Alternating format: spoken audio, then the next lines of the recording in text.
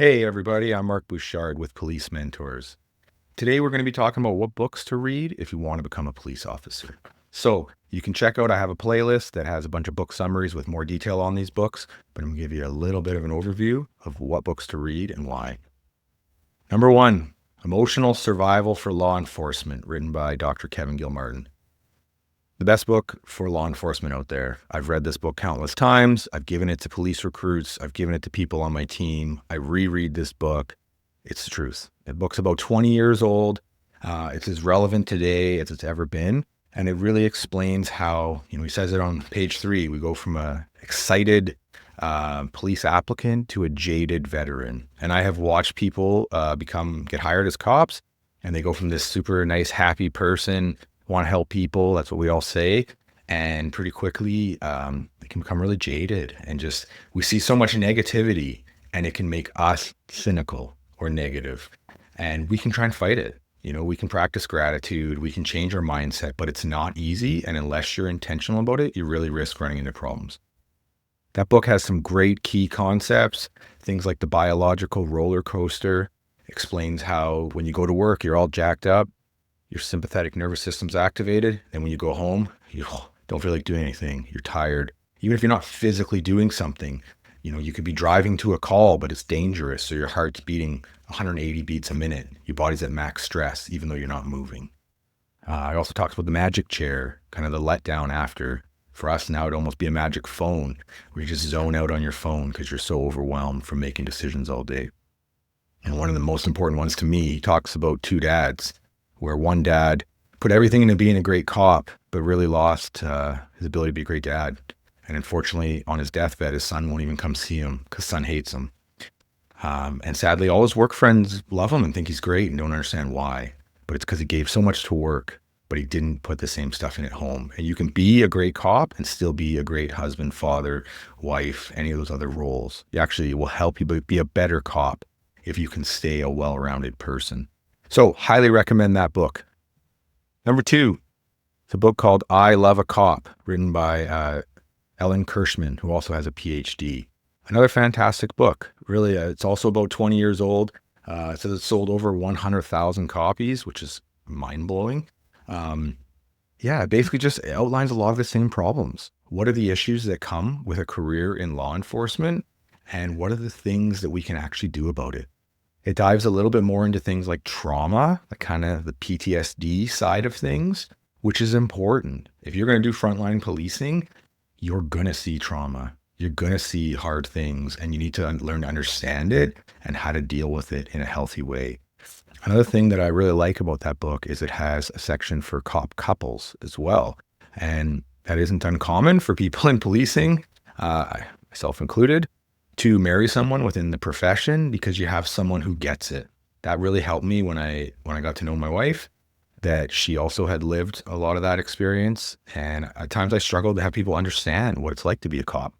So we do see at times police officers get married to other police officers, and it helps to have a book that can explain a little bit of that. Book number 3, this is actually my book, Setting My Sights on Stigma, Thoughts from an Injured Mind. I spent 4 years writing this book, and I wrote it to help you. You don't even need to buy it. You can go to my website. You can read some of my chapters on my website for free, and you can download my ebook for free. Anyways, it's a book I needed. I was off work on stress leave at one point, really impacted by PTSD, or as I like to call it, a psychological injury. And as I got better and as I started healing, as I started learning from all these books I was reading, I looked around at so many of my buddies and so many of my brothers and sisters in the profession who were just struggling, and their lives were falling apart, whether it's drinking, thoughts of suicide, just how much problems they're having. And honestly, as a profession, we weren't really teaching wellness. We weren't really teaching people how to take care of themselves through that. So I started trying to do it myself. I have chapters on stigma to reduce the stigma. I just put it all out there, what I went through, and I'm totally honest about the good, the bad, the ugly, the hardship. I have a chapter on lethal force psychology, which I needed. I've been in some pretty dangerous situations, and it really upset me for people putting me in situations where I was really close to shooting them. And that led to a lot of nightmares and trauma and basically what you would call PTSD or psychological injury. So it helped me to learn, to understand some of those concepts, and then helped me to change my habits so that I could get healthier. And things like sleep. We throw you into night shifts and call outs, and we really dysregulate your sleep. So what can we teach you to help you with that? And learning how to manage my own sleep, learning about alcohol and brain science was really helpful. And another aspect was the moral injury, organizational stress, sanctuary trauma, even things like harassment in policing. I've experienced some of those things, and I write a bit about it because it's hard that no one really teaches us that. I didn't know what a moral injury was. I just knew I was so angry at the people who were supposed to be supporting me that I felt like they were lying and screwing me over. And I had to let go of some of that anger. So again, I share some of that, those experiences, those stories, and I'm just trying to pass on what I learned the hard way to make it better for the next generation. So as of right now, the book's been out 2 years. I've got still a 5-star review on Amazon if you want to check it out. I think I'm up to like 40 something reviews or somewhere in that range. So yeah, I hope you like it and leave a comment. Let me know what you think if you do get a chance to check it out.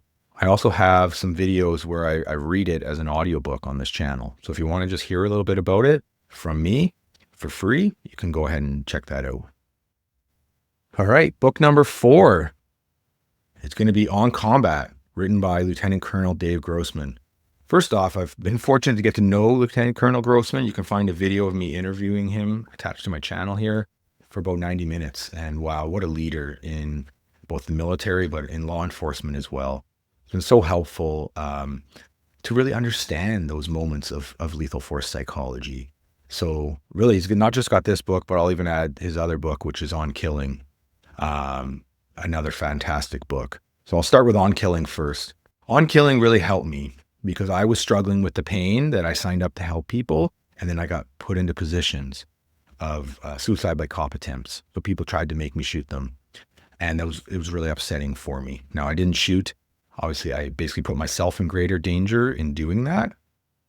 But then in reading his book, I understood how powerful our resistance is, that most of us desperately don't want to hurt someone else, desperately don't want to shoot someone else or kill someone else.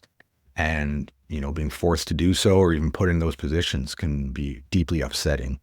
And I'll say I've even worked with coworkers where they've told me about how close they were to shooting someone, finger on a trigger, a half a pull away.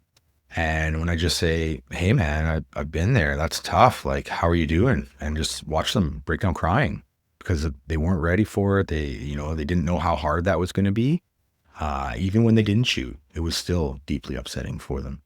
So reading On Killing really helped me to understand that and to be able to make sense of it in my own world and to process those. So I don't really have, I used to have so many nightmares. I won't say I have none anymore, but I have so many less, or I'm doing so much better in that regard because I think I've helped my subconscious mind to understand this.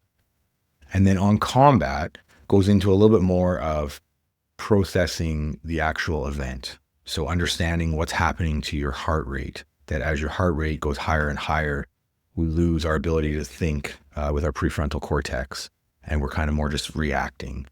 And that's where training comes in. If you've trained to such an extreme degree, that's what you'll do under stress. Whereas, you won't rise to the occasion, you'll fall to the level of your training. So that's why it's so important to train. And in On Combat, Lieutenant Colonel Grossman also talks a bit about PTSD and trauma. And he's an advocate that we can heal from these things. And that is the core of why I'm doing all of this. I don't want anything from you. I'm not trying to sell you something. I needed someone to do this for me 20 years ago. And this stuff, really, there wasn't much of this out there. So that's why I wrote my book. And that's why I'm now just trying to share it in a audio, video type format to put helpful stuff out for other people. So let me know in the comments if you've read any of these books, what you think about them. And tell me one more book that you have read that you think will be helpful that I haven't mentioned. Okay, thanks. Good luck, everybody.